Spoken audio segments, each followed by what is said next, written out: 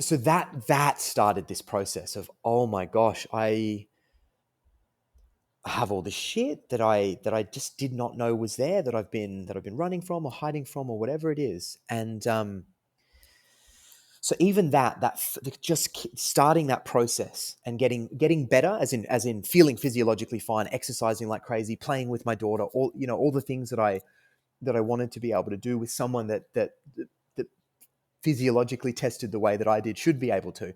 Like, it was like, it shattered my worldview as well. Like, it was almost metaphysical. It changed the way that I saw the world, and it started opening me up. I'm an ethicist professionally, and I try to be quite open in my curiosity, inquiry, etc. But actually, I was pretty close-minded to a lot of stuff back then. Pretty close, and I wasn't quite like in the scientism camp all the way, but I was kind of there. And so that opened, and I was profoundly grateful for that. But since then, it's just been this continued living process. And sometimes I'm crying profusely. Sometimes I'm expressing anger, but in a safe way, in a way that I know isn't affecting others. Uh, Sometimes I'm just sitting with shit that makes me feel really uneasy, and I'm engaging.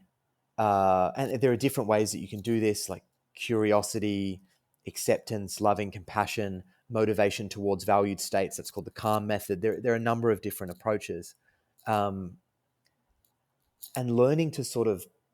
I actually learned to feel again. I learned to feel again. It's not. I shouldn't say. It's not like I turned into a literal robot, um, but I was so disconnected from the authenticity of my my primate heart, to put it sort of that way, my feelings. I've learned to feel again. Like yesterday, I had these beautiful experiences with my partner. We're sitting on the rooftop and we're just like crying together, and like it comes so easy now. And so sometimes it's hard. Sometimes I get frustrated. Sometimes I'm like, why am I just not better? Um, and then sometimes I'm hard on myself that I'm doing that, because I know that's not actually helpful. But then I'm able to reasonably quickly sort of come back to it and go, oh, even that was okay. And isn't it beautiful that I can cry, scream, shout, dance, sing, and like experience something closer to the fullness that is the potential of me. Yeah. It's kind of remarkable, isn't it? How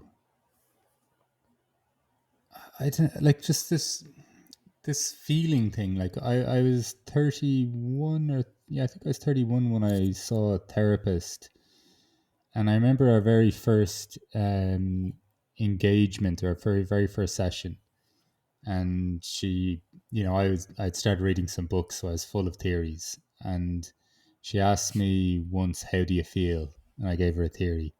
She asked me twice, "How do you feel?" No, I said, "How do you feel?" I gave her a theory. And then she asked me a third time. And then she wouldn't ask me a fourth time. She goes, "No, like, are you happy? Are you sad? Are you whatever?" And it just dawned on me, like, as elaborate as my answers were, and I didn't mean this in a self-deprecating way or a punishing way, but if she asked me a question as a 31-year-old, that if she'd asked most 5-year-olds or 7-year-olds, that they probably would have been able to answer pretty quickly. And I don't know, there's something staggering to the idea that we could ever feel whole and yet be shut off to our feelings.